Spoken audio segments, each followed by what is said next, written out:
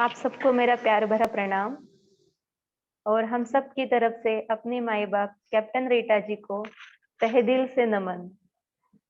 मैं आप सबका इस मीटिंग में स्वागत करती हूँ। माई बाप आपका बहुत तहे दिल से स्वागत करते हैं हम लोग। आज हमारा सेशन पेरेंटिंग के ऊपर है, जो पार्ट 2 है।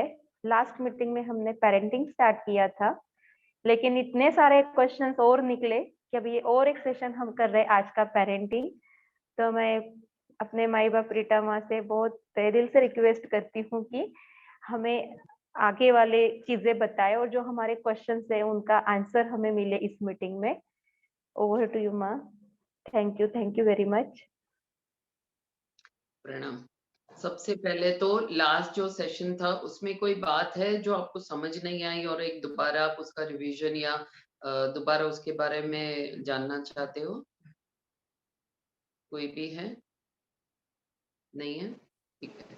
तो आपके किसी के पास प्रश्न है पेरेंटिंग को लेकर, जो इतने दिनों में, ये 1 हफ्ते में या जो भी दिन गए हैं उसमें आपको आया हो कि इसके बारे में पर्टिकुलरली इस चीज के बारे में मुझे जानना है?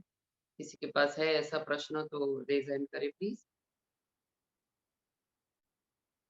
नहीं है? यस मंजू।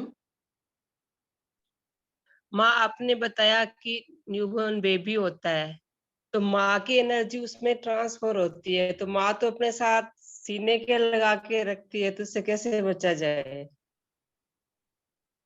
मतलब आप मुझे ये कहना चाह रहे हो कि माँ की नकारात्मकता बच्चे में, ये पूछ रही हो? पूछ क्या रहे हो? नहीं, मतलब एनर्जी ट्रांसफर होती है, माँ की एनर्जी भी बच्चे में ट्रांसफर होती है क्या? हाँ, पर माँ का जो भाव होता है बच्चे के लिए वो तो कितना प्योर होता है ना। अच्छा, समझे? माँ ठीक है। माँ मान लेते हैं माँ के भीतर जेलसी है, ठीक है, एग्जाम्पल दे रही हूँ। मान हाँ लेते हैं माँ जी, के भीतर पर वो जेलसी बच्चे के प्रति नहीं हो। ठीक है।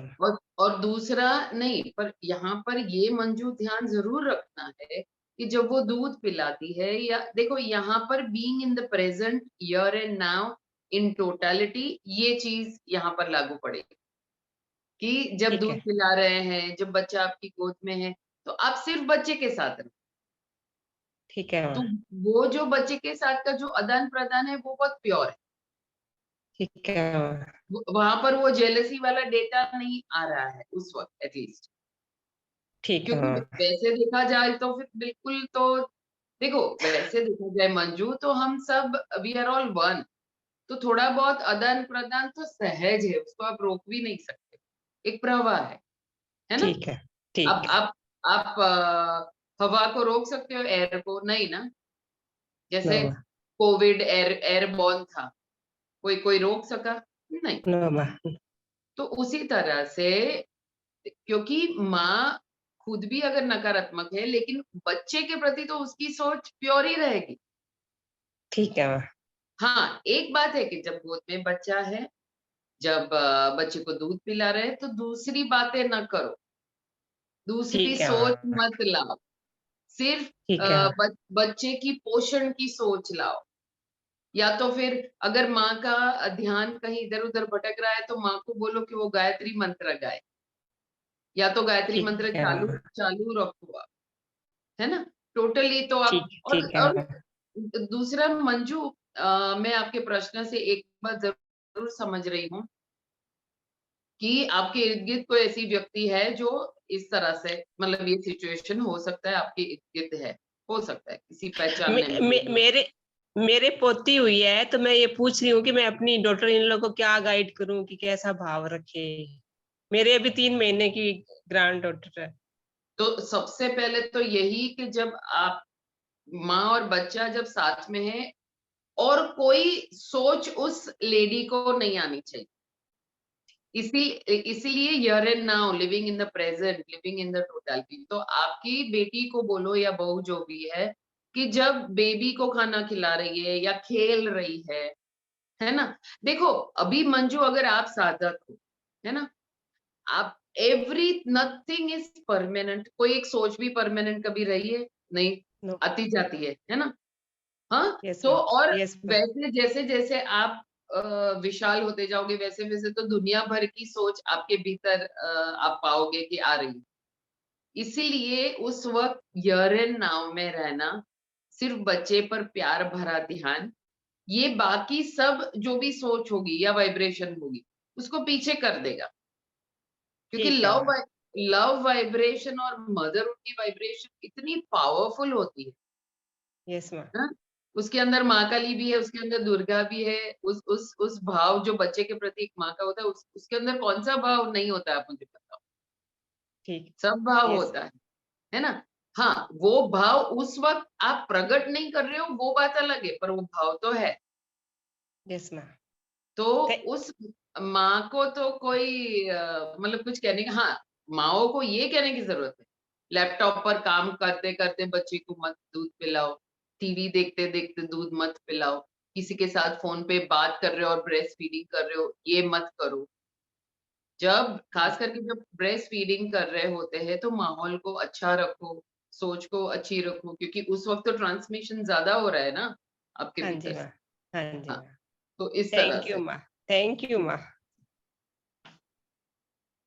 और कोई है जिसके पास प्रश्न है? देखो मैं थोड़ा है ना आपको जड़ में ले जाना चाहूँगी पैरेंटिंग की। कोई एक्चुअली कोई भी चीज़, कोई भी लाइफ़ की सिचुएशन हो, जब तक आप उसकी जड़ों में नहीं जाओगे, तब तक आपको पूरा सॉल्यूशन नज़र नहीं आएगा और समझ भी नहीं आएगा। तो उस तरह से अगर मैं पैरेंटिंग की जड़ में अगर मैं आपको ले जाना चाहूँ, तो उसमें सबसे पहले आपका जो भाव है ना? वो रिश्ते पर नहीं टिका होना चाहिए। मतलब मदर एंड चाइल्ड वो फिज़िकली रिलेशन है, पर अगर आप फिज़िकल के परे जाते हो, रिलेशन किस वजह से? शरीर की वजह से। अगर आप शरीर के परे जाते, तो फिर रिलेशन है? नो, माँ नहीं है ना? इट इज़ शेपलेस मतलब जिसको हम निराकार कनेक्शन तो है, एनर्जी कोई भी स्वरूप ले सकता है ना?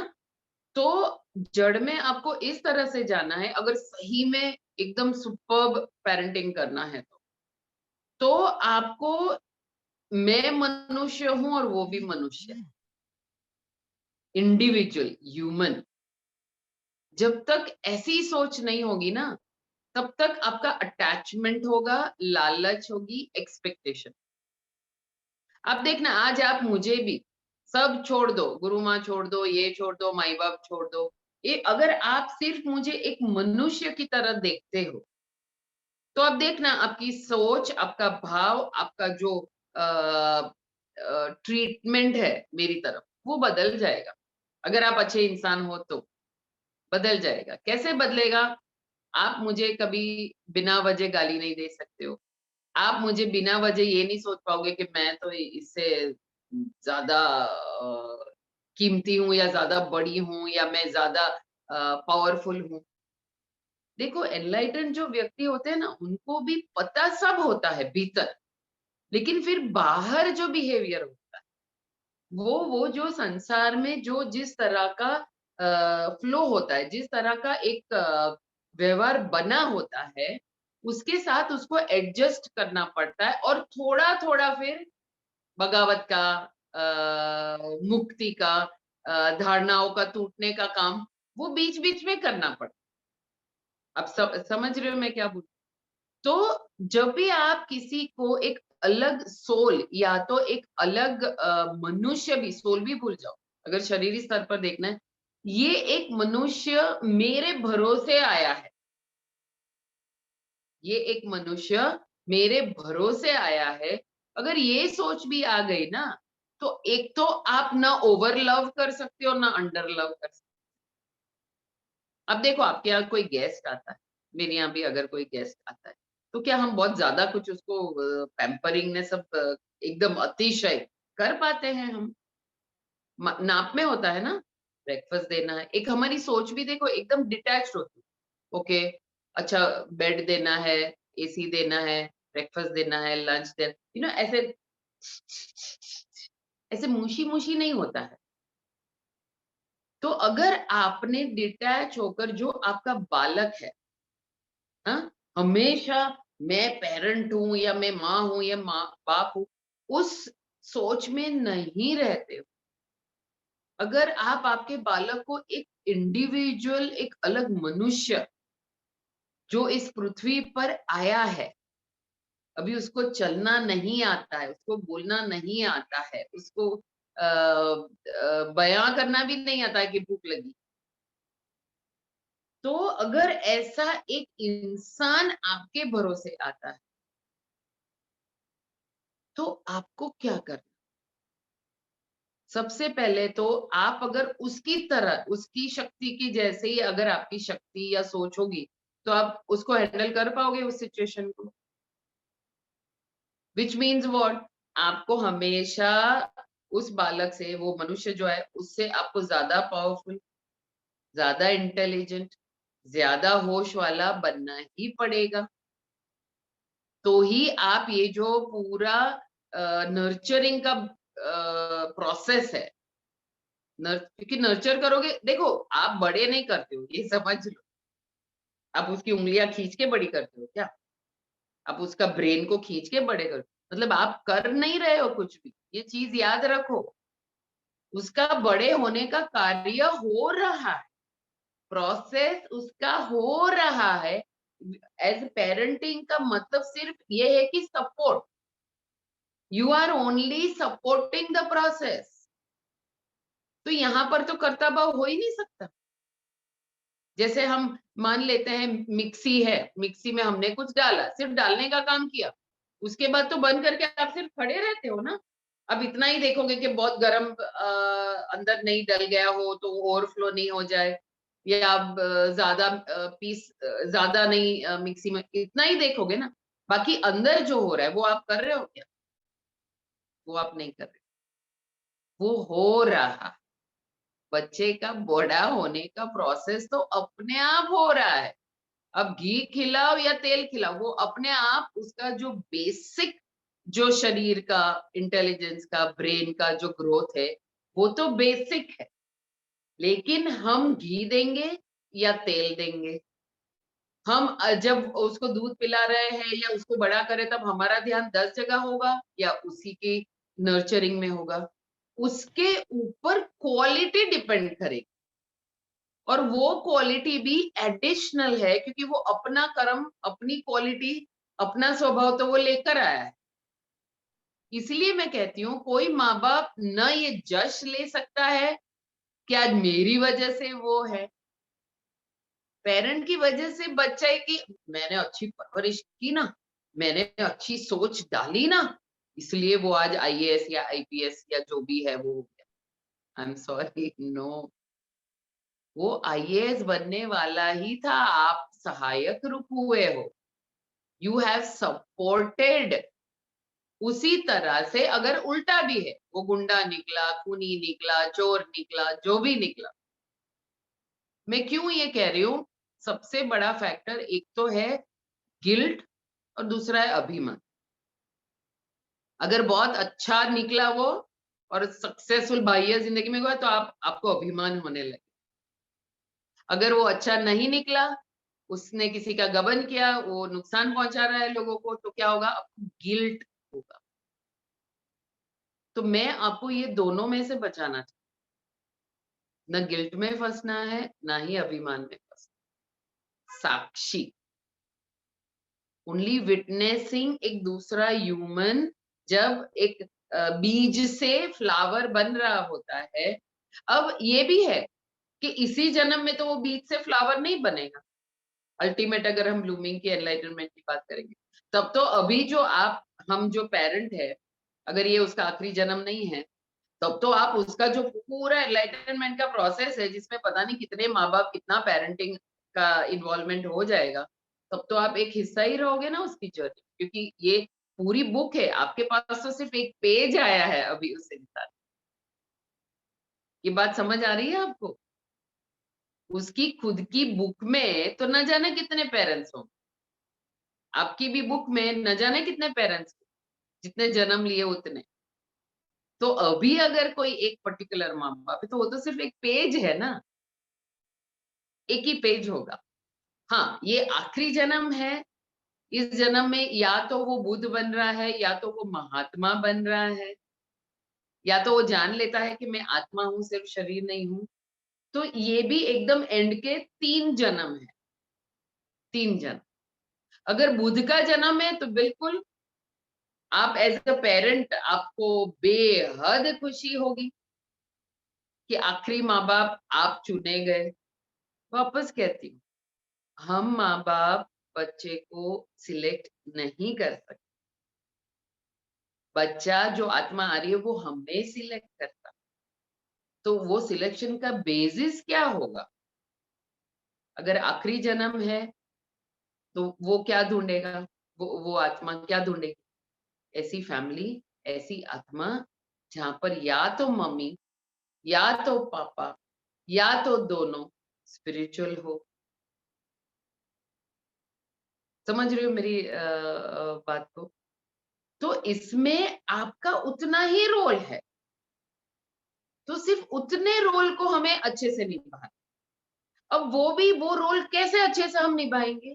पहले वो जो आत्मा आई है, वो क्या करने आई है, वो जानोगे तब ना।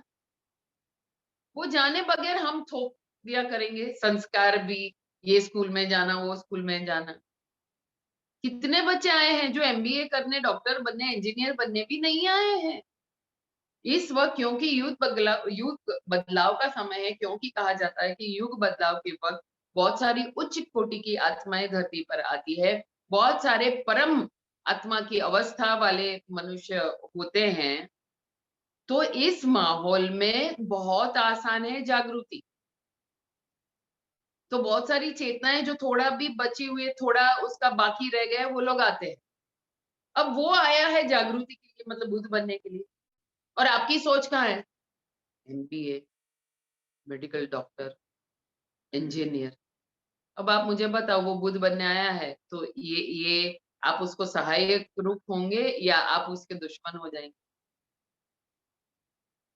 दुश्मन माँ। दुश्मन बन जाओगे। तो और दूसरा बच्चों को तो खास करके हमारे यहाँ माँ-बाप को क्या आदत है, माँ-बाप बोलेंगे, बच्चे सुनेंगे, माँ-बाप बोलेंगे, बच्चे सुनेंगे। यहीं पर हम सबसे बड़ी गलती। और इस वजह से क्या भी होता है, क्योंकि हम सुन नहीं रहे ना, वो फिर ऐसी-ऐसी हरकतें करने लगता है जिस वजह से हम मजबूर हो जाए सुनने के लिए। अगर आप हमेशा दुखी रहते हो, बच्चा आपको बोल रहा है, "माँ तू यार दुखी मत रहे", फिर भी आप नहीं सुनते हो ना, वो बच्चा अपने ऊपर दुःख इन्वाइट करके वो आपको आपके दुःख में से बाहर निकालेगा। फिर वो बच्चा आपको बोलेगा, "माँ अगर तू खुश रहेगी तो मैं खुश रहूँगा।" अगर आपका इस तरह का प्रगाढ़ कनेक्शन आपके बच्चे के साथ ऑलरेडी है तो। एवरीथिंग खास करके जो माँ सोचती है, खास करके माँ जिस अवस्था में रहती है, वो चिल्ड्रन को डायरेक्ट असर कर। मैं हमेशा बहुत लोगों को कहती हूँ, अगर आपका बालक आपका नहीं सुन रहा है और दुखी रहता है या रिबेलियस रहता है या बहुत तूफ़ानी रहता है, अपने ऊपर काम करना शुरू। आपकी ट्रीटमेंट उसके प्रति, आपकी जिस तरह से उसका व्यवहार है, संस्कार दे रहे हो, वहाँ पर ध्यान से देखो। क्या ओवर पैम्परिंग है? क्या वो जब गलत है तभी भी मैं उसको खामखा ऐसे देती हूँ, इट्स ओके बेटा, इट्स ओके। क्या है? पहले ये तो देखो। देखो ढोल होता है ना, वो एक साइड से ही बजा-बजा करोगे ना, तो अच्छा संगीत निकलेगा? नहीं, आपको दोनों तरफ से बजा। दूसरा, अगर एक ही तबला है तो दोनों हाथ से बजाना। हाँ? 2 पैम्परिंग भी, जहाँ कड़क होना है वहाँ कड़क होना। खाना-पीना अब नहीं बनाऊँगी मैं, तेरे को पनिशमेंट, ये नहीं करना। Not the basic. पर हाँ, नई बात करना, हाँ? कोई उसको एक्स्ट्रा खर्चे वाली कोई बात है, उसको उससे उसको वंचित रखना। अगर कोई चीज़ हमारे साथ बार-बार हो रही है, जहाँ हम मना कर रहे हैं, फिर भी कर रहा है, तो आप सेम वही चीज़ करना शुरू कर दो ताकि उसको समझ में आए कि कैसा फ़ील होता है। तो दोनों साइड, हाँ, पैम्परिंग भी करना है, पैम्परिंग भी करना है, डांटना। देखो मैं सच बता रही हूँ, मैंने कभी मेरे बच्चे पर हाथ नहीं उठाया, नेवर। मतलब वो तो मैं सबको कहती हूँ कि फिजिकल मार ये हिंसा है और ये गवारा नहीं है। फॉरगेट पेरेंटिंग आल्सो, एक मनुष्य दूसरे मनुष्य को मारे वो गवारा नहीं है, लेकिन हमें फर्क भी पता होना चाहिए। हाँ, गुरु डंडा उठाता है, गुरु कोई पनिश करता है, उस मार में जिसमें आपके कर्म कट जाते हैं और उस मार में जहां आपकी पेशेंस कम हुई, जहां आपकी सोच कम हुई, वो मार में फर्क दिखता है आपको। तो उसी तरह से अगर वो अग्नि में हाथ डालने जा रहा है और जोर से आपका धप्पा एज अ मां गया पीठ पर या कहीं भी, या जोर से चिल्लाए, वो गुरु की लाठी है, आपके भीतर के गुरु। तो पर फर्क समझो, कितने लोगों को ये फर्क समझ में आया? आप चिड़चिड़े हो, इम्पेशेंट हो, आप शॉर्टकट ढूंढ रहे हो इसलिए उसको धप्पा मारोगे, या फिर बस जलने ही वाला था और आपने धप्पा मार के उसको बचा लिया। ये फर्क को समझिए, समझे? चलो एक एग्जांपल दूसरा एक देखते हैं। अगर हमारा बच्चा बार-बार हमें धमकी दे रहा है, बार-बार जिद कर रहा है, बार-बार बोल रहा है मैं ये कर लूँगा, वो क्यों बोल रहा है आपने कभी सोचा? क्योंकि उसको पता चल गया है और उसके हाथ में क्या आ गई है? आपकी दुखती रग, आपकी वीकनेस। एक बात याद रखना, हर मनुष्य की इस भूमि पर फितरत है। किसी की भी वीकनेस हाथ में आई ना, फिर वो नर्व को दबाया ही जाएगा। तो इस सिचुएशन में काम किस पर करना है? बच्चे को बोलना है कि मत मेरी नर्व दबा, या खुद को अपनी उस कमजोरी पर काम करना है। और स्वयं को। वहां पर आपको निर्भयता का प्रस्थापित आपको करना है। तो वहां फिर बच्चे को बोलने की जरूरत नहीं है, वहां अपने ऊपर काम करना। जब नेक्स्ट टाइम वो धमकी दे तो आपका रिस्पॉन्स क्या है? आप रो पड़ते हो, आप डर जाते हो। दूसरी एक बात, जो बचपन से हम बच्चों के साथ गलत करते हैं, खास करके लड़कों के साथ, हम रोने ही नहीं देते। हम ये बोलते हैं, क्या लड़की की तरह रो रहा है? This is the worst statement आप अपने लड़के को बोल सकते। इनफैक्ट मैं आपको कहती हूँ, अगर कोई बच्चा रोता है तो पहले तो उसको बाहों में ले लो या उसके सामने एकदम शांत निर्विचार होकर बैठ जाओ और सपोर्ट करो उसका रोना। सपोर्ट करो, हाँ सीमा एक से सपोर्ट करो उसका रोना, इन द सेंस उसका रोना खत्म होने दो पूरा। उसमें अगर आपने ओवर लव दिखाकर आप जल्दी से चले गए, नहीं नहीं बंद, चुप हो जा, क्या होगा? आप दुश्मन। यू हैव नो आइडिया, रोने की जो प्रोसेस है ना, इतनी हीलिंग है, मैं आपको बता नहीं सकती। इनफैक्ट मेरे जीवन में आध्यात्मिकता आने के बाद, ये जो पिरामिड सोसाइटी में काम करने के बाद भी मुझे कितनी बार रोना आया है। और शुरू-शुरू में ये 2013 के बाद भी जब मुझे रोना आता था, मुझे समझ नहीं आता था, क्योंकि मेरे भीतर कोई दुःख जैसा कुछ नहीं होता था। कोई मेरी लाइफ सिचुएशन भी ऐसी नहीं हो रही होती थी, सब कुछ परफेक्ट होता था और मुझे रोना आ रहा। तो फिर वो मेरा स्पिरिचुअल सन है, उसको बोलती यार बेटा देखना, तब वो बोलता माँ आप रोइए प्लीज, क्योंकि जब आप रोएंगी ना तो हर औरत इस धरती पर हल्की हो जाएगी इमोशनली। हर औरत का रिलीज होगा अगर आपने रिलीज किया।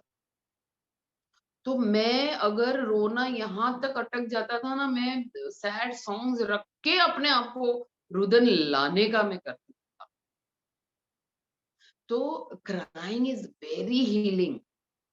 इसको आप बंद ना करो, और बचपन से ही ये चीजें बच्चों को मत बोलो कि तू तो मर्द है तो मर्द रोते नहीं। अरे क्यों नहीं रोएंगे भाई? उनके इमोशंस है, उनका हृदय नहीं है क्या? उनकी लाइफ सिचुएशंस नहीं है क्या? उनका पिछले जन्म का सब लेकर नहीं आए हैं क्या? बिल्कुल आए हैं। इसलिए मैं वापस कहती हूँ, ये दोनों केस में, हस्बैंड हो या ये हो, अगर आपने उनको एक इंडिविजुअल सोल, इंडिविजुअल ह्यूमन की तरह अगर आपने देखना शुरू किया ना, तब तब आप बहुत अच्छी तरह से पेरेंटिंग इवन अपने हस्बैंड का कर सकते। यस सीमा। नहीं माँ, मैंने वो माधवी की बात का रिस्पॉन्स किया था। ओके ठीक है। सो And कमिंग बैक कि पेरेंटिंग, वैसे तो हमारी बात हुई थी कि कहाँ से शुरू होना है, उस पर ये भी होगा कि हम इनवाइट करेंगे ऐसी आत्मा को जिसके लिए हम भी रेडी है ना? आप देखना आपका घर का जो माहौल होगा वो, और आपके बच्चे की जो फितरत होगी या जो उसका स्वभाव होगा वो, आपको बहुत गहरा कनेक्शन दिख जाएगा। जो विरोधाभास भी होगा, कई बार विरोधाभास चाहिए किसी ग्रोथ के लिए, जैसे रॉकेट में होता है, उसको ऊपर जाने के लिए अग्नि नीचे चाहिए, है ना? तो आप अगर बहुत ध्यान से अपने परिवार को स्टडी करोगे, उनके मूल बचपन से जो स्वभाव है उसको, आपको समझ में आ जाएगा क्यों आप लोग सब जुड़े हुए, क्यों आप लोग अगर आपका बेटा बिल्कुल इम्पेशेंट है, तो कहीं ना कहीं या तो आप इम्पेशेंट रह चुके हो या आज आप इम्पेशेंट हो, तो वो इम्पेशेंट बंदा आपके सामने आया है आपकी इम्पेशेंस का दर्शन आपको करवाने, जो आप नहीं कर। तो तब तो आप हमारा बच्चा ही हमारा मिरर बन गया। इसीलिए मैं वापस एक चीज पर बहुत भार देती हूँ, अगर आपने ये सोच लिया हम माँ बाप हैं, हम बड़े हैं, हम ज्यादा जानते हैं, हमने ज्यादा पटाखे फोड़े, हमने ज्यादा दिवाली, मैंने मेरे बेटे को एक बार ये डायलॉग दिया था बहुत साल, ए रहने दे, मैंने बहुत दिवाली देखी है तेरे से ज्यादा। मेरे को बोलता है पर पटाखे तो मैंने तुझसे ज्यादा फोड़े। सी सी द डिफरेंस।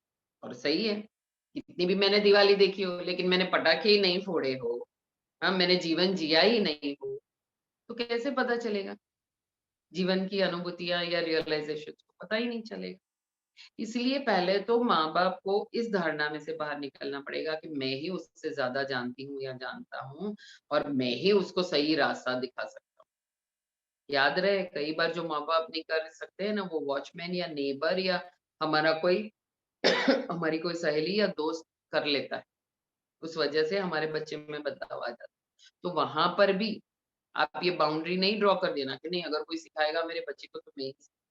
देखो एक बात भी याद रखो, हर एक केस अलग होता है। जैसे मुझे पता है कि वो पूरा उसकी जर्नी स्पिरिचुअलिटी की, तो अब मुझे पता था कि मेरे अलावा उसको कोई नहीं सूट करेगा। तो वो बात अलग है कि मैंने किसी जो सोल मेरे पास आई है उसका मैंने सोल प्लान को समझ लिया और फिर मैं उस स्थान से अगर बोलूँ कि अभी 2 महीना छोड़ दो मुझे मेरे बच्चे के साथ, मेरा कहना ही मानेगा और किसी का वो नहीं सुनेगा, वो एक अलग अवस्था में से वो वाणी है। तो इसके जज आप ही बन सकते हो कि मैं इस बच्चे को जो बोल रही हूँ, वो अटैचमेंट वाली अवस्था से बोल रही हूँ। एक माँ बनने का अहंकार या तो एक्सपेक्टेशन की अवस्था से बोल रही हूँ या फिर सच में एक ह्यूमन जिसको दूसरे ह्यूमन की जवाबदारी मिली है, उसकी नर्चरिंग की इतने साल के लिए, फिर जितने भी साल हो। और याद रखो कितने युग बीत गए हैं, उस इतने युगों में कितने साल होते हैं और उस कितने सालों में कितने साल के लिए वो बच्चा आया है आपके पास। सृष्टि में शायद वो एक ही मोमेंट होगा जो हमारा 30 साल या 40 साल होता है। तो पेरेंट सही पेरेंटिंग के लिए गहराई में सोचना, रूट में जाकर सोचना, ये दोनों चीजें बहुत इंपॉर्टेंट हो जाती है, तो ही सही पेरेंटिंग। धारणाओं को लेकर पेरेंटिंग नहीं हो सकता है।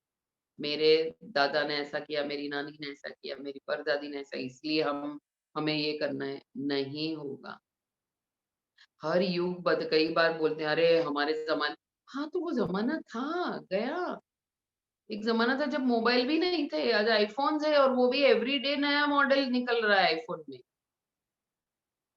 तो इस पर से तो हम अंदाज़ा लगा सकते हैं कि हम सेम चीज़ नहीं, चेंज के साथ हमें बदलना ही पड़ेगा। कपड़े बदले हैं, क्या नहीं बदला है, सब कुछ बदला है। और हर चीज़ जो नेक्स्ट आती है, वही तो ज़्यादा अपग्रेड होती है ना, तो हमारे बाद जो बच्चा है वो तो उल्टा अपग्रेडेशन होगा।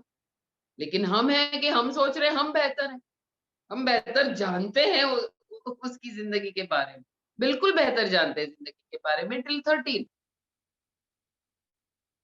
लेकिन उस 13 साल में भी अगर हम उसको एक स्टेबल घर, एक लविंग एटमॉस्फेयर, एक दिव्य एटमॉस्फेयर नहीं दे पाए हैं, तो कहीं ना कहीं बाकी के जीवन में आपको उस चीज को देना ही पड़ेगा, वरना वो मनुष्य जो है वो ब्लूम नहीं हो पाए, वो फ्लावरिंग उसका नहीं, या तो हमेशा के लिए कली बनकर रह जाएगा, या कली बंदी रहेगी, कली खुलेगी ही नहीं, या कली भी नहीं आएगी उस प्लांट के ऊपर, क्योंकि फ्लावरिंग तो एकदम एंड की बात है।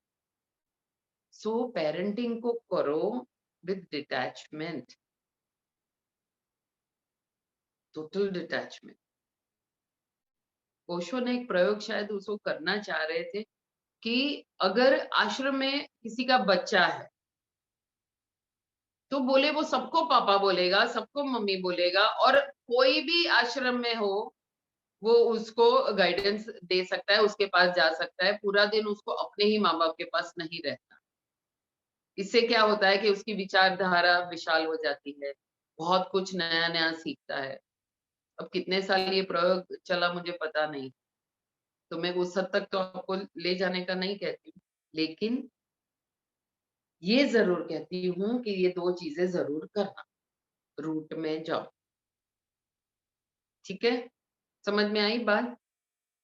और कोई पॉइंट आपको आ रहा है याद, सीमा, माँ माधवी? मेरा वही क्वेश्चन है कि जो मैंने लास्ट टाइम पूछा था कि अब तक जो भी हमने किया वो तो जो जितना हमें आता था वैसा हमने किया पेरेंटिंग, लेकिन अब नेक्स्ट आने वाले टाइम में बच्चे यंग हैं, आगे उनकी मैरिजेस करनी है, तो वो हमें उस समय अपने आप को कैसे तैयार करना है, हम कैसे अवेयर रहें, हम कैसे अपने आप में लर्निंग करें, हमें अपने आप को कैसे ग्रो अप करना है उसके लिए। हाँ, उसके लिए आपको आपके बच्चे से ज्यादा पावरफुल बनना है, और उसके लिए एक ही चीज करोगे तो आप पावरफुल रह पाओगे, मेंटेन कर पाओगे।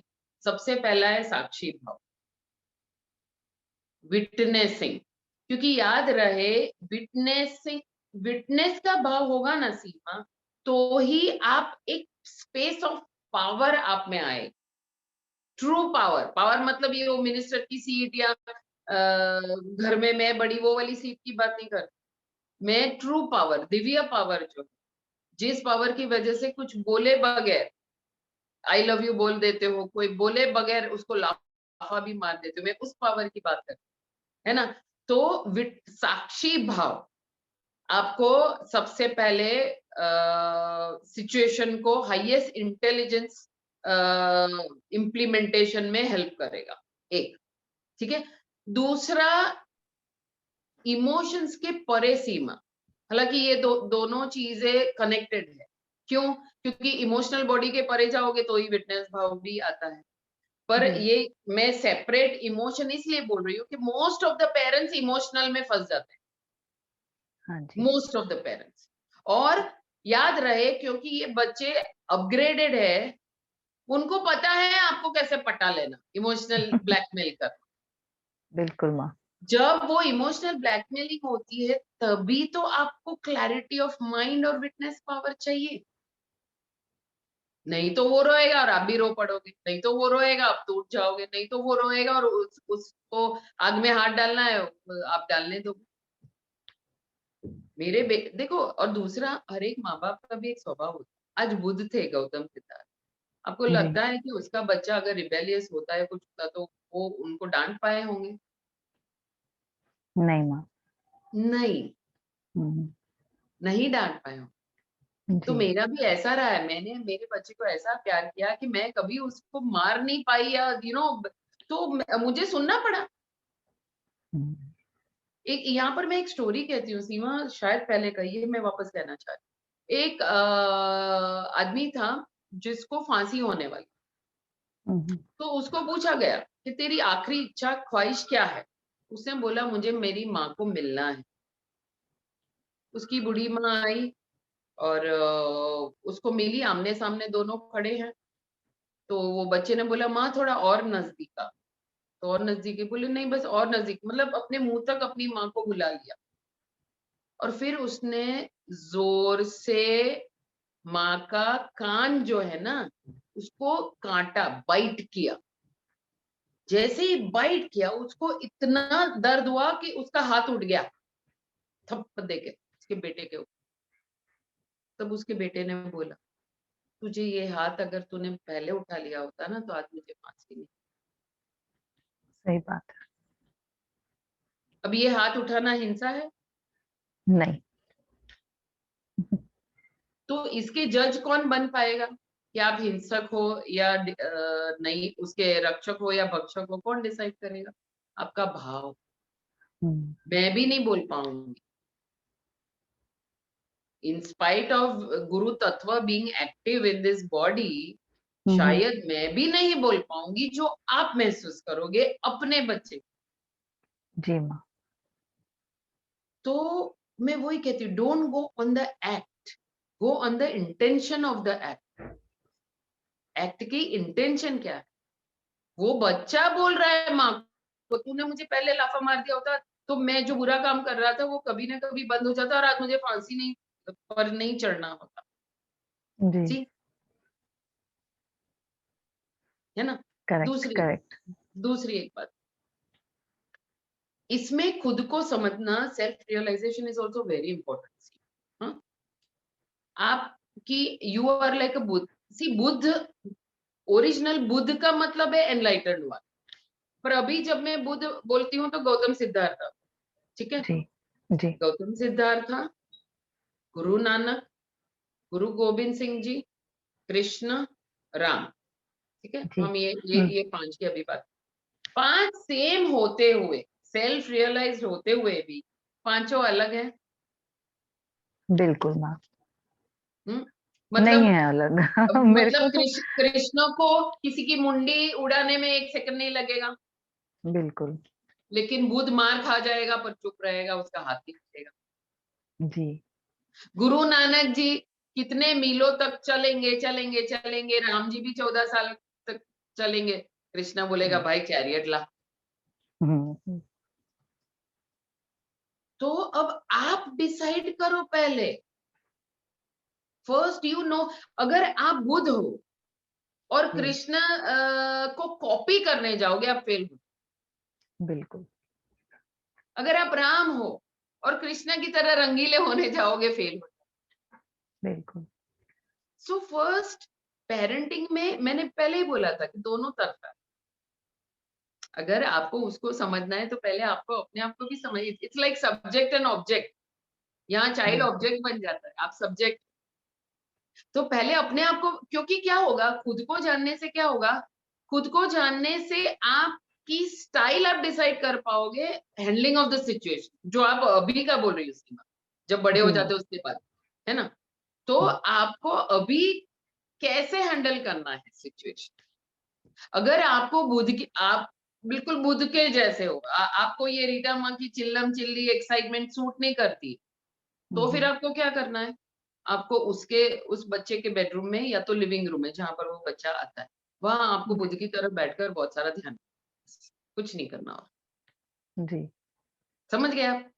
और जी अगर माँ। कृष्णा हो तो कुछ भी करके ज्ञान उसके दिमाग, उसके कान तक पहुंचे, वो आप माहौल क्रिएट करोगे, आप जी माँ। सरकास्टिक रहोगे, है ना? ऐसा आप जब काम ये होगा तो ब्रह्मास्त्र भी चलाओगे, मतलब पूरा वॉरियर टाइप का होगा। जी माँ। बुद्ध का, अब वो गौतम सिद्धार्थ कहाँ जिसमें युद्ध का कोई नामो नहीं, और कृष्ण कहाँ जो जहां पर वॉरियर टाइप। बिल्कुल। अब एवरी मनुष्य की टाइप अलग है क्योंकि सबके संस्कार और सबके कर्म अलग है। जी। लेकिन अगर आप मुझे विशालता में मास का पूछोगे कि युग के हिसाब से अगर पूछोगे मुझे, तो जी अभी माँ। अगर गौतम सिद्धार्थ सामने आएगा और मान लो मैं कृष्ण हूँ और मुझे पता है my Krishna consciousness is very active, yes. मुझे मेरा बेटा मुझे सर्टिफिकेट दे चुका है, तो अभी अगर बुद्ध जो मेरे गुरु है ये भी मैं बता दूं, मेरे गुरु इस गौतम सिद्धार्थ, जी। मुझे उनको बोलना पड़ेगा आप जरा साइड पर बैठो, तो अभी मेरा काम है, आपका काम ही नहीं है। तो उसी तरह से आप अपने आप को देखो, इवन वेयर योर हस्बैंड और योर पार्टनर इज कंसर्न, भले डिवोर्स भी होंगे या कुछ भी होंगे, पर कोई तो मेल फिगर होगा ना जो उसका जी। फादर रोल प्ले कर रहा है। और हर हम्म, औरत को मैं बोलती हूँ, डिवोर्स करना 10 बार करना, लेकिन यू कैन नॉट रिजाइन माँ बाप के रोल से। जी माँ। जो उसका पिता है वो पिता ही रहेगा, रिप्लेस करने की कोशिश मत करो। जो उसकी माँ है वो माँ ही रहेगी, रिप्लेस करने की कोशिश मत बिल्कुल माँ। करो। भले हस्बैंड वाइफ नहीं है, आज मैं डिवोर्सी हूँ, पर मैंने हस्बैंड को हालांकि उनको समझ नहीं आई थी, उनको अब समझ में आ रही। कितने साल बाद 2006 या 7 में घर छोड़ा, 2011 में लीगल डिवोर्स हुआ, और अभी 22 है। कितने सालों बाद उनको अब समझ में आया मैं क्या बोल रही। और हो सकता है मैंने उस समय भी अनजाने में भी बोल दिया होगा, तब तो मैंने पिछले जन्म देखे नहीं थे मेरे, जी। लेकिन मैंने उसी वक्त बोल दिया कि हम डिवोर्स हो रहे हैं, हम हस्बैंड वाइफ की तरह नहीं रह पा रहे, लेकिन बच्चे के लिए हम माँ बाप हमेशा हमको रहना है। बिल्कुल। तो तब उनको समझ में नहीं आया, ठीक है। लेकिन मैं आपको बताऊं, वो नहीं समझने के पीछे भी कारण है, जी। क्योंकि वो अभी उस अवस्था में हम दोनों को समझ पा रहे हैं जहां सबसे ज्यादा जरूरत है। बिल्कुल। इतने साल जरूरत नहीं हुई, जब मेरे पास इनकम थी, पैसा था, स्कॉर्पियो गाड़ी थी, पिरामिड का प्लेटफॉर्म था, ओशो पहले, उसके पहले ओशो सन्यासी मेरे पास थे, तब जरूरत नहीं पड़ी। लेकिन अब जब परिपक्व हो गया, जब ब्लूमिंग हो गया, और अब उसका जब ये है, और उस पूरी इसमें हम लोग बहुत उल्लू बने, चीट हुए लोग आकर हमारी, सब जो भी अभी वो भी कार्मिकी है, वो सब के बाद आज जब सबसे ज्यादा हमको उनकी जरूरत है ना, तब वो है, तब उनको समझ आ रहा है सब कुछ। आज जी। वो मेडिटेशन नहीं करते, ही इज अ मुस्लिम, वो नमाज़िया पढ़ते, पर आज उनको नमाज के अंदर इनर वॉइस बोलती, आज जी। वो मेरी वाणी बोलते, let's take each day as it comes, this too shall pass. हम कौन होते हैं करने वाले, कुछ नहीं। और एक दिन था जब 9 साल पहले भी मुझे याद है, उस वक्त मुझे थोड़ी पैसे की शॉर्टेज थी, मैंने इनको बोला मुझे नहीं चाहिए, पर यार बच्चे को मुझे बेड दिलाना है, मुझे एक बेड दे दो। तब उन्होंने कहा था अगर वो मेरे पास रहेगा, मैं मेरे हिसाब से तालीम दूंगा, तो ही मैं दूंगा। लेकिन वो जब उन्होंने मना किया, उस वजह से मुझे मेरी शक्ति का अंदाजा फिर आया ना कि कैसे माँ क्या मुझे करती है, रखना पापा था। क्या करते हैं? बड़े भाई है तो वो कहाँ जॉब करते हैं या कहाँ पढ़ते हैं, वो लिखा। बड़ी सिस्टर शादी हुई है, पढ़ रही है, कहाँ पढ़ रही है।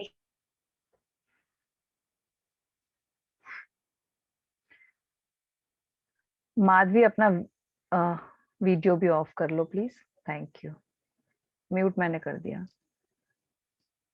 कई बार टफ सिचुएशंस हमारी लाइफ में आती है, ताकि हम जो खुद की शक्ति को नहीं जानते, खुद के पावर को नहीं पहचानते उसको, तो आई एम तो थैंकफुल।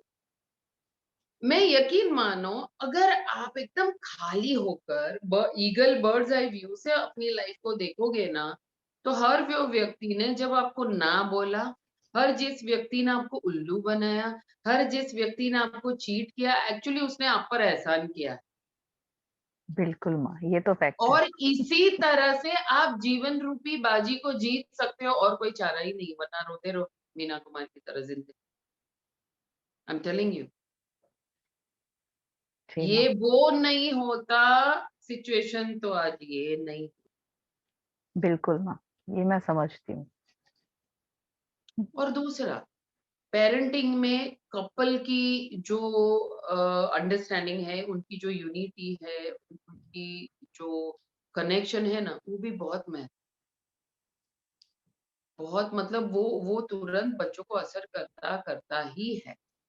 तो बिल्कुल। फिजिकली पेरेंटिंग का एक बहुत बड़ा हिस्सा है कि माँ बाप बच्चे के आगे कोई भी झगड़ा लड़ाई गाली गलौज कुछ भी न करे, या तो जी। बच्चे को 2 घंटा नानी दादी या जो भी जहां आपको सेफ लगे, या तो वो सो जाए।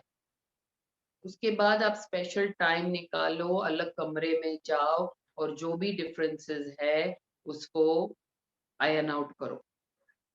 जी। और सबसे पहले तो बच्चे होने से पहले ही सोच लो, क्योंकि मोस्ट ऑफ द कपल्स आप देख लेना, peer share pressure of the society. 2 साल हो गए अभी तक बच्चा नहीं हुआ, 3 साल हो गए, अरे अभी तक बच्चा नहीं गया। इस वजह से बच्चे कर, उसको खुद को तो पता ही नहीं होता है कैसी उसकी पूरी जिंदगी बदल जाने वाली है। और कंपेयर कर ही नहीं सकते सीमा। क्यों कंपेयर नहीं कर सकते? क्योंकि आपकी आपकी जो पेरेंटिंग की जो एनवायरनमेंट होगी वो आपकी माँ बाप से तो टफ ही होगी, या यस तो मैम। टफ नहीं, या तो टफ नहीं बोलेंगे तो अपग्रेडेड ही होगी। हमारे माँ बाप की हमें आज सिंपल लगती है, जी। लेकिन हमें हमारी सिंपल लगी नहीं। नहीं।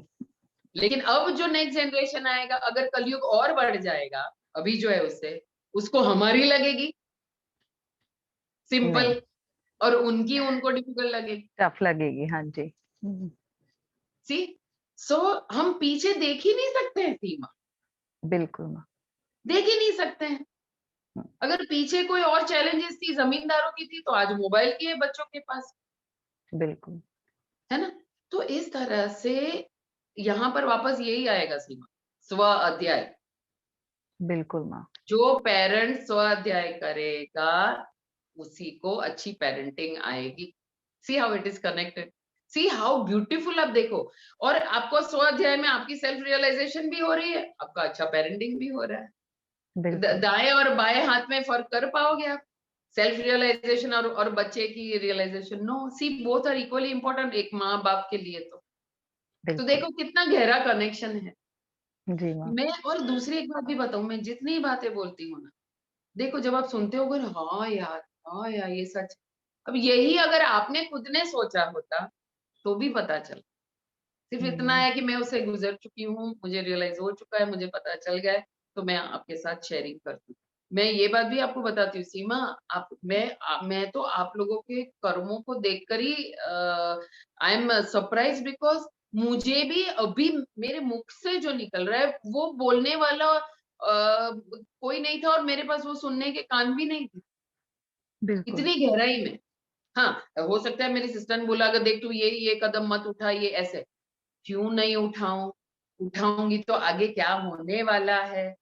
हाँ, मतलब डेप्थ में। दूसरा, मेरे किसी भी रियलिटी के पास इतना पावर भी नहीं था जो मुझे रोक सके। मैं कई बार कहती हूँ मैं बड़ी बला हूँ, तो अब मुझे हैंडल करने के लिए ये तो डबल बला चाहिए कि नहीं? बिल्कुल समझे आप? मैम। अगर मैं समझ गई। जिद्दी हूँ, अगर मैं पावरफुल हूँ, तो मुझे तो कितना पावरफुल वाला चाहिए अगर उसको मुझे रेगुलेट करना है, या मुझे उसकी बात मनवानी है।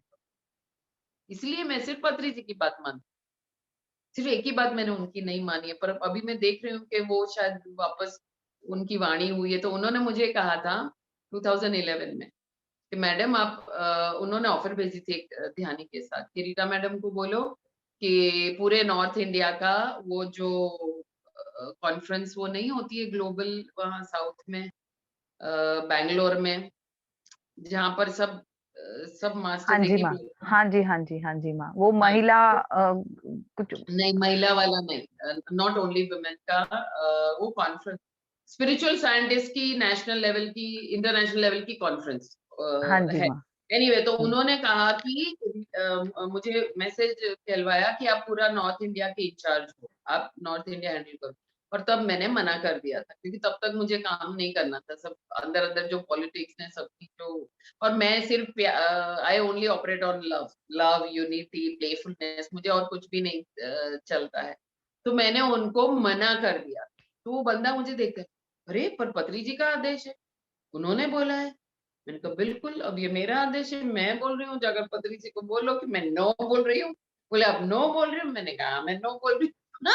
लेकिन आज मुझे उनके बर्थडे के अगले दिन मुझे भीतर से आया है कि या तो नेशनल लेवल पर या तो पूरा north India starting from Bombay और समथिंग कार्य करना पड़ेगा।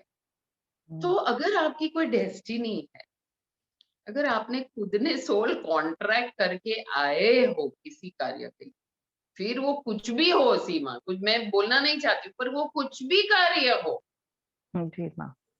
कोई भी सोशल लॉ जो जी। मैनमेड है वो लागू नहीं पड़ता। कर्म के अंदर मैनमेड लॉज, हाँ, ये भी जो है किसी का खून नहीं करना है, these are spiritual laws, universal law है, जैसा करोगे वैसा भरोगे, बिल्कुल। That is also spiritual law. समझे आप और बिल्कुल। जी माँ। हर एक चीज में आप जीवन में ये जो ट्रैफिक सिग्नल है ना, उसका भी ये करो, रेड, येलो एंड ग्रीन। जी। बचपन से बच्चों को भी ये सिखा दो। बिल्कुल। रेड मतलब अभी तू सोच भी मत बेटा कि उस डायरेक्शन में उस बंदे को तुझे मिलना है। येलो मतलब उसको डाउट करना सिखाओ कि प्लीज डाउट कर, तो कहीं तो इसके अंदर तुम्हें फंसने का कोई तो नहीं है। और ग्रीन जी। मतलब तू सोची मत, उनका बच्चा है, मैं उनके घर के संस्कार को जानती हूँ, तू चली जा। ऐसा हम्म। मैंने एक चीज भी नोटिस की है कि लोगों ने स्पिरिचुअलिटी को इतना, मतलब they are expecting miraculous and something out of the world and like कुछ बॉम्ब फटेगा। अरे बाबा वो तो फटेगा, लेकिन छोटी छोटी चीजों में भी अध्यात्म ही है। और क्या है अध्यात्म में, उसके सिवा कुछ है ही नहीं। बिल्कुल माँ। इसलिए मुझे बोलना पड़ता है क्योंकि समझाना पड़ता है। बाकी मैं बोल ही नहीं सकती हूँ कि स्पिरिचुअल मार्ग, अरे कौन सा मार्ग स्पिरिचुअल नहीं है। सही बात है। एवरीथिंग, ईटिंग से लेकर उसका एलिमिनेशन तक, एलिमिनेशन नहीं हुआ तो डिजीज होगा, ईटिंग नहीं बिल्कुल। होगा तो आपका बॉडी नहीं बनेगा, हर एक बिल्कुल। चीज कनेक्टेड है। इसलिए हम सब एटलीस्ट हम लोग जो होश में है वो लोग समझ ले कि कोई भी जीवन का पहलू नॉन स्पिरिट है। जब बिल्कुल भी माँ। आपको कोई भी बात को, आपके जीवन की कोई भी बात को लेकर आपको कंफ्यूजन आए ना, स्पिरिचुअल लॉज, आपकी सास या ससुर आपको कोई ये नहीं दे रहे हैं, हिस्सा नहीं दे रहे हैं, स्पिरिचुअल लॉ को सोच लो, बस आपको जवाब मिल जाएगा, है ना। तो बिल्कुल माँ। बस पेरेंटिंग का यही है। और भी बहुत देखो छोटी छोटी चीजें तो बहुत है, जैसे मेरा बेटा था तो 9th में मैंने उसकी 5-6 स्कूल मुझे बदलनी पड़ी, इतना तूफानी था, कुछ डर जैसा कुछ था ही नहीं मेरी तरह। तो 9th में he was like he give up कि मुझे पढ़ाई नहीं। वो प्रिंसिपल ने कहा कि नहीं रीटा तुम उसको जबरदस्ती एग्जाम में बिठाओ। मैंने 1 ही मिनट में डिसीजन लिया था कि नहीं, अगर वो मना कर रहे हैं, मैं उसको 9th से उठा कर लाई थी एग्जाम के 10 दिन पहले। मैंने जी। कहा he is quitting, he doesn't want to study, he doesn't want. पर बाहर निकलने के बाद उसने आयुर्वेद के कोर्स किए, उसने जग्गी वासुदेव के कोर्सेज किए। तो प्लीज आप समझो आपका बेटा क्या कर। मैं एक बात भी एज ए पेरेंट मैं जो जिससे गुजरी हूँ, डाउट आते हैं सही, जी क्योंकि माँ। यहाँ पर लोअर वाइब्रेशन भी है। पर उसको उस लोअर वाइब्रेशन की वजह से जो डाउट आता है, सोशल प्रेशर की वजह से डाउट आता है, अगर उसको आप बैलेंस कर देते हो साधना से, मतलब नो माइंड में जाने से, तो आपको वो प्रेशर या जो जो डर समाज का डर ये करता है ना, हावी होता है ना, वो हावी नहीं होगा। और आप उस मनुष्य, वो मनुष्य जो करने आया है ना, उसको आप समझ पाओ। बिल्कुल। आज की डेट में मेरे अलावा कोई है ही नहीं जो उसको समझ सके या उसको हैंडल कर सके या उसको सपोर्ट कर सके, कोई नहीं मेरे सिवा। ये मैं अभिमान से नहीं बोलती, ये एक what I see, what I know. तो ये कॉन्फिडेंस होना जरूरी है। बिल्कुल। आप में ही कॉन्फिडेंस नहीं हुआ तो बच्चा तो वही देखेगा कि तू ही कॉन्फिडेंट नहीं है, फिर मैं कहां से कॉन्फिडेंस लाऊं भाई, ऐसा। सो पेरेंटिंग इज अबाउट, अगर मेजर आप देखोगे ना, parenting is about your parents की सेल्फ रियलाइजेशन। बिल्कुल।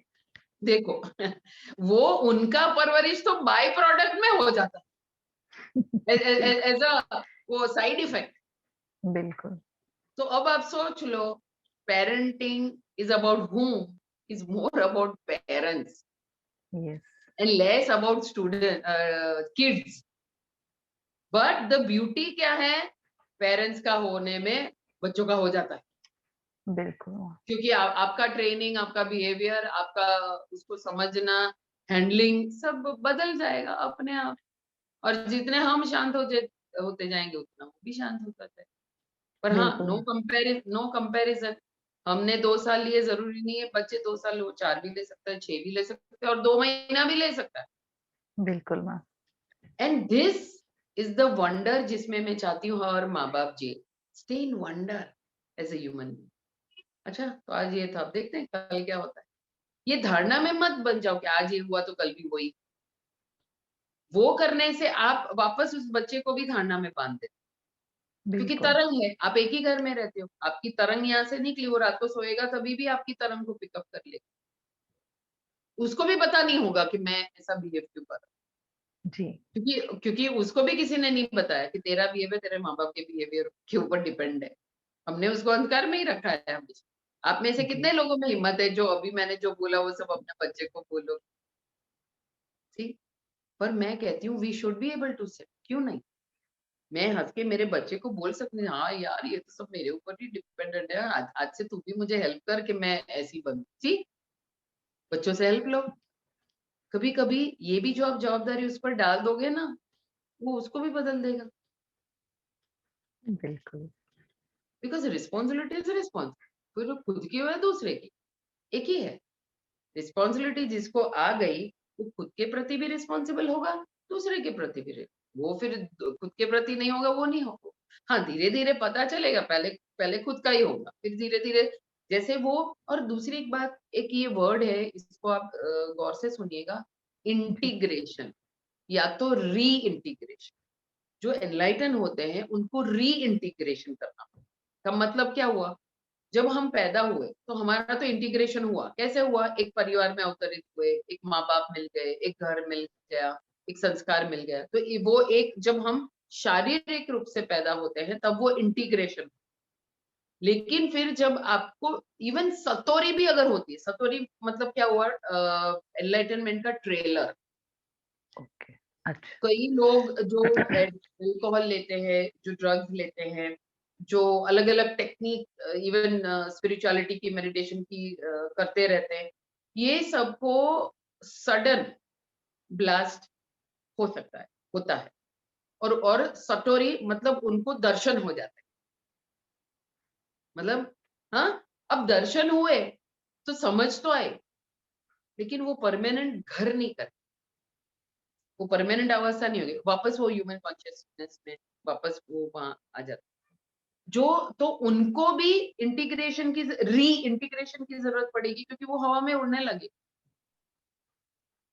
ये 3D के परे अगर उन्होंने कोई चीज जान ली, हाँ, आप देखो, कई बार आप पिक्चर देखने जाते, ठीक है, और पिक्चर में अक्षय है या अजय देवगन है, मार धाड़ धिशुम धिशुम, आपको कभी कभी नहीं लगता है कि आप दोनों एक हो गए और हम भी डिशुम डिशुम करने लगते हैं, ये सोचने लगते हैं कि हम भी, हाँ, या तो करीना पतली है तो हम भी ऐसा हमारे ऊपर ले लेते हैं ना हम। बिल्कुल, बिल्कुल वैसे लेते हैं मैम। वैसे ही जब सतोरी होती है ना, सतोरी मतलब ट्रेलर मिलता है, उनको लगता है अब वो बन गए,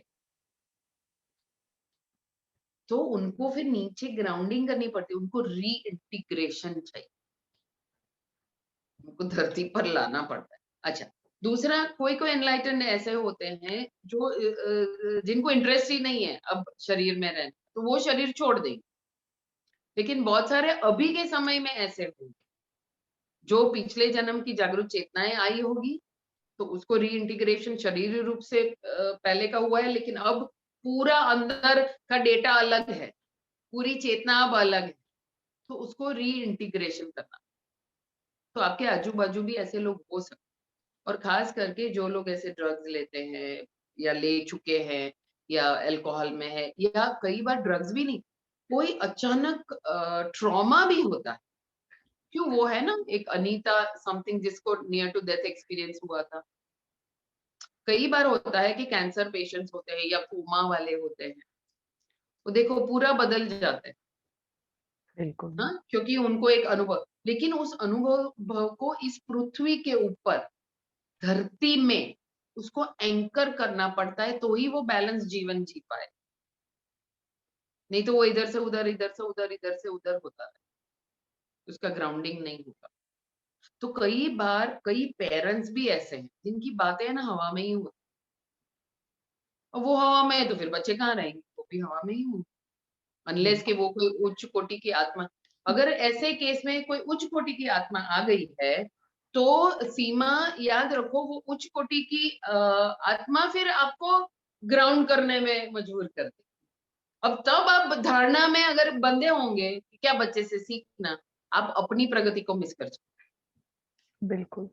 इसलिए कभी कभी एज अ पेरेंट्स बच्चों को भी बिठाओ, टाइम बच्चों को भी बिठाओ, उनको पूछा बेटा मैं तुझे 10 मिनट, चलना हम गेम खेलते हैं, एक 10 मिनट तेरे पास, एक 10 मिनट मेरे पास, मैं आपका प्लस माइनस सब बताऊंगी, आप मुझे भी मेरा प्लस माइनस, और फिर देखो आपका बच्चा क्या बोलता।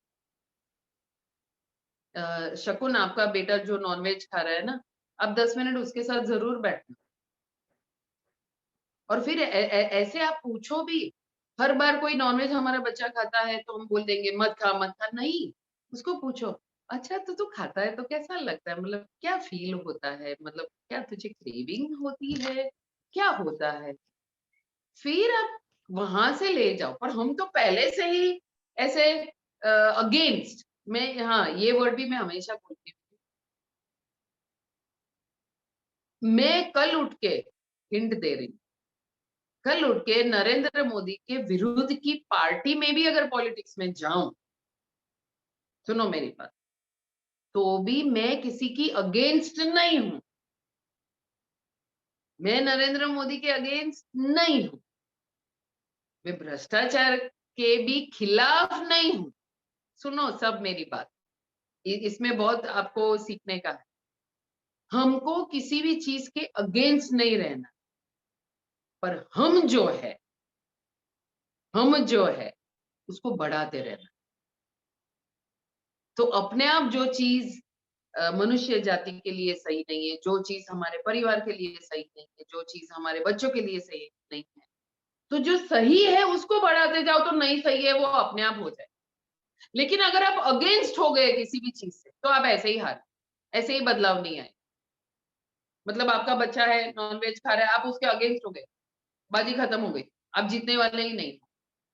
आपका हस्बैंड दारू पी रहा है और आप दारू के और दारू पीने वालों के अगेंस्ट हो गए, आपने जो चांस था उसका रिहेबिलिटेशन का या उसका अल्कोहल छोड़ने का छूट गया, क्योंकि अभी वॉर हो गई। वॉर में कोई किसी के एक दूसरे की सुनता है क्या? नहीं, दोस्ती में ही सुनता है। तो आज के बाद ठान लो किसी के भी अगेंस्ट नहीं, पर हमारे पास है उसको और एक्टिव और एक्टिव और बढ़ाना, ये हमको करते रहे, उसमें हमारी जीत। पता नहीं, मुझे तो ऐसे ऐसे विजन आते हैं सीमा के, अब मोदी साहब आए मेरे सामने and they think I am मतलब विरुद्ध में हूँ, और मैं कह रही हूँ पर मोदी जी मैं तो आपके साथ हूँ, मैं भी इस देश का कल्याण करने आई हूँ। तो देखो क्या होगा, साइकोलॉजिकली क्या होगा, ही विल फील गुड, उल्टा उनको उनका बर्डन हल्का होगा। चल यार कोई तो मेरे जैसा सोचने वाला, भले ही दूसरी पार्टी का है। तो मैं ये सिखाना चाह रही हूँ इन सब, अभी मुझे गाली नहीं बोलनी है किसी पार्टी के लिए या पॉलिटिशियन, लेकिन अगर वोटिंग करनी है, इलेक्शन लड़ना है, पॉलिटिशियन बनना है, तो ऐसे करो, किसी के विरुद्ध आप नहीं खड़े हो रहे हो, लेकिन आपके पास जो सत्य है आप उसका रिप्रेजेंटेटिव की तरह खड़े हो। उसी तरह से आपके परिवार में भी न बच्चों के विरुद्ध, न सास ससुर के विरुद्ध, न देवरानी के विरुद्ध, लेकिन मेरे पास जो सत्य है उसके पक्ष में मुझे खड़ा होना है। ऐसे अगर आपने घर में आपने शुरू किया, क्योंकि घर और देश में फर्क क्या है, कोई फर्क नहीं, ये आपको पता है। घर पहला में देश और अपना घर ही है ना। नहीं, मतलब एक छोटा एक बड़ा, लेकिन छोटे में आ गया तो बड़े में आना ही है, आपको क्यों नहीं आना है। बिल्कुल बिल्कुल। और अगर विराट की अनुभूति कर ली फिर तो क्या, फिर आपका घर क्या दूसरे का घर क्या, आपका देश क्या दूसरे का देश क्या, ऐसा। बिल्कुल। ओके, 4:04 हो गई सीमा। अभी भी अगर किसी के पास कोई प्रश्न है तो प्लीज सेंड मी, व्हाट्सअप कीजिए, या और एक सेशन करते हैं, जो भी है आप देख लो, ठीक है। माँ आपके पीछे धूप आ रही है क्या, बार बार आ जा रही है क्या?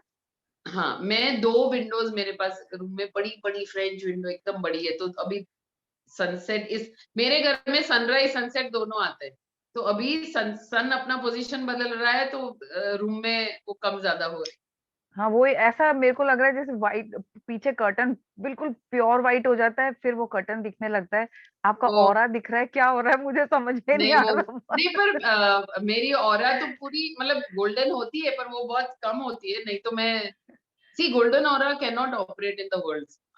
हम्म, मैं फिर मुझे एक रूम में ही, घर में ही बैठे रहना।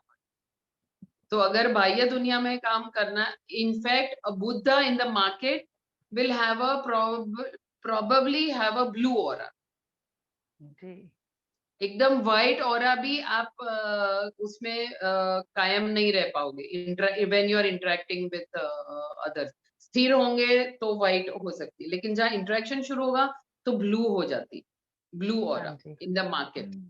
जी ठीक है, ओके देन, नमस्ते, thank you ma'am, thank you very much, हम सबकी तरफ से धन्यवाद, लव थैंक यू। यू। और कुछ Thank भी हो you, तो ma'am. बस love you Bye, love you ma'am. Love जो यू। तुम मुझे पूछो बिंदास, ठीक है, पर बदलाव लाओ घर। जी Thank माँ, you, Ma. Thank thank you. You very Love you. Much. Okay, love you.